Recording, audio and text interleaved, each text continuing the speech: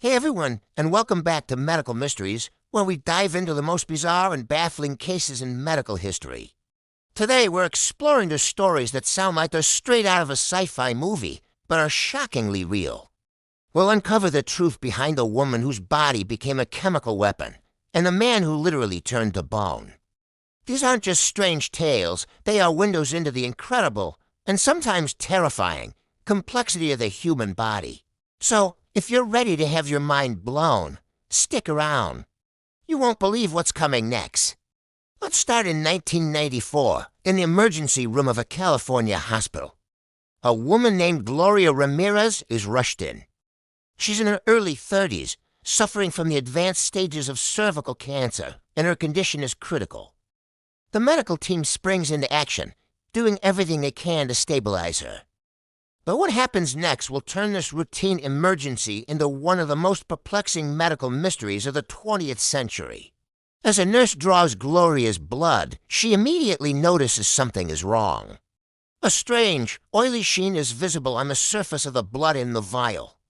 Then, a smell hits her, a foul, chemical odor, something like ammonia. She shows the syringe to another resident, who agrees something is very off. The nurse then feels lightheaded and dizzy. A moment later, she collapses. Then, the resident who examined the blood sample also starts to feel sick and faints. A third staff member, a respiratory therapist working on Gloria, complains that she can't breathe before she passes out. Chaos erupts in there. Staff members are dropping one by one, succumbing to an invisible force emanating from the patient. In total, 23 of the 37 emergency room staff experienced symptoms, and 6 were hospitalized. The hospital declares an internal emergency, evacuating the entire and calling in a hazardous materials team. Gloria Ramirez, tragically, passed away that night. But the mystery of what happened in that only deepened. The media dubbed her the Toxic Lady. What could have possibly caused this? The initial theories were all over the place. Was it a case of mass hysteria, where one person's symptoms triggered a psychological chain reaction in others? It seemed plausible, but the physical symptoms, like fainting and respiratory distress, were too severe and widespread to be dismissed so easily. Investigators considered the hospital itself. Could there have been a toxic gas leak in the ventilation system? They scoured the air, testing the air and surfaces for any known toxins, but found nothing. Every test came back clean. The source had to be Gloria herself. An autopsy was performed, but it provided few answers. The coroner couldn't find any substance in her body that could explain the bizarre events. For months, the case remained a baffling enigma. The breakthrough finally came not from medicine, but from chemistry. Researchers at the Lawrence Livermore National Laboratory proposed a fascinating and terrifying chemical chain reaction theory. They discovered that Gloria, in an attempt to manage the severe pain from her cancer, had been using a home remedy, a solvent called dimethyl sulfoxide, or DMSO. It's sometimes sold as a topical gel for pain relief.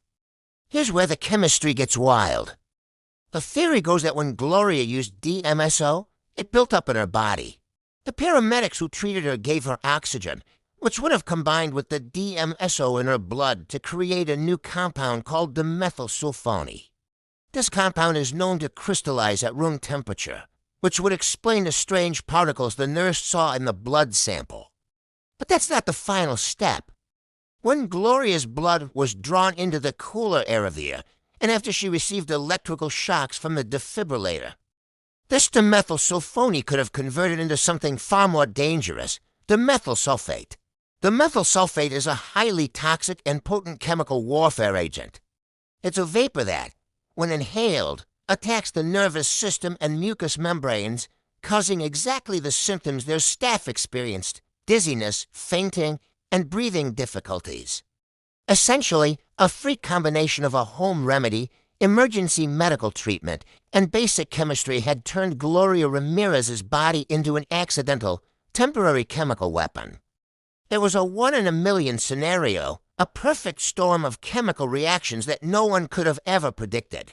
The case of the toxic lady remains a chilling reminder of the unexpected ways chemistry can manifest within the human body. Now, from a mystery of chemistry to a mystery of genetics. Imagine you bump your elbow. Normally, you'd get a bruise that fades in a few days. But what if, instead of healing, your body's response was to grow a new piece of bone right where you were injured? A hard, solid piece of your own skeleton, where soft muscle used to be. This isn't a horror story. It's the reality for people with an incredibly rare and devastating condition called fibrodysplasia ossificans progressiva, or FOP. FOP is often called Stone Man Syndrome, and for centuries, that's literally what people thought was happening, that patients were slowly turning into living stone statues. It's one of the rarest, most disabling genetic conditions known to medicine, affecting only about 1 in a million people. What causes it? A tiny, single mutation in a gene responsible for bone repair. In a healthy person, this gene helps form the skeleton in the womb and then switches off. It only reactivates to heal a broken bone. But in people with FOP, this gene is stuck in on position. The body's repair mechanism goes into overdrive. Any minor trauma bump, a fall, a muscle pull, even an injection triggers a terrifying response. The immune system rushes to the site of the injury, but instead of repairing the muscle or tendon, it replaces it with bone. Cartilage forms first, and then it slowly ossifies, becoming permanent, solid bone.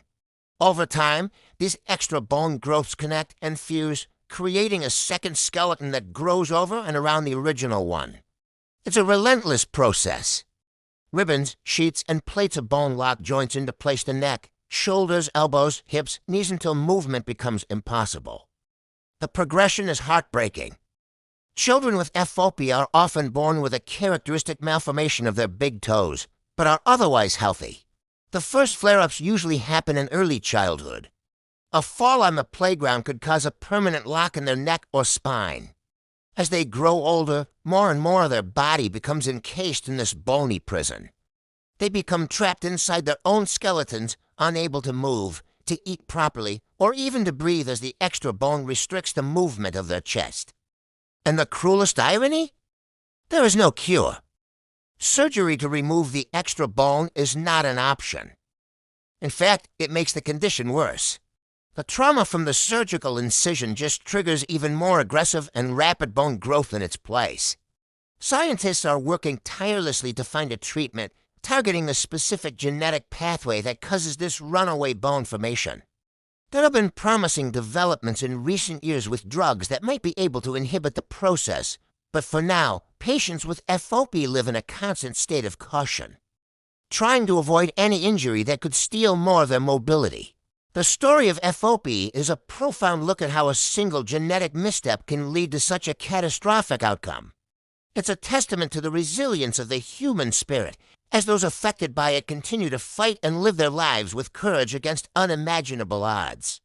From the accidental chemistry of the toxic lady to the genetic betrayal of Stone Man Syndrome, these cases show us that the line between normal biology and medical anomaly can be incredibly thin. They push the boundaries of our understanding and remind us just how much we still have to learn about the intricate machinery of the human body. Thank you for joining us on this journey into the unknown. What did you think of these cases? Let us know in the comments below. And if you're fascinated by the mysteries of the human body, make sure to subscribe to Medical Mysteries and hit that notification bell so you never miss an episode. We'll see you next time.